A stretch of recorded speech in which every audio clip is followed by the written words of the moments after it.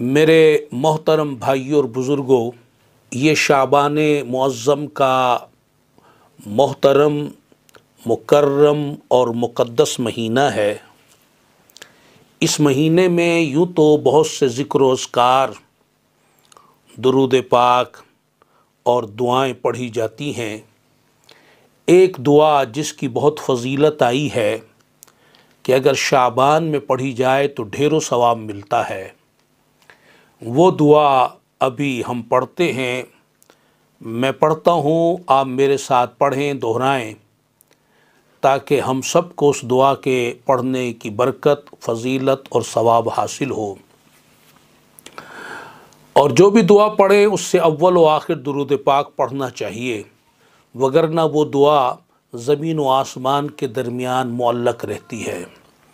پڑھیے الصلاۃ والسلام علیک یا سیدی یا رسول اللہ وعلی آلک واصحابک یا سیدی یا حبیب اللہ، لا الہ الا اللہ ولا نعبد الا ایاہ مخلصین لہ الدین وَلَوْ كَرِهَ الْكَافِرُونَ۔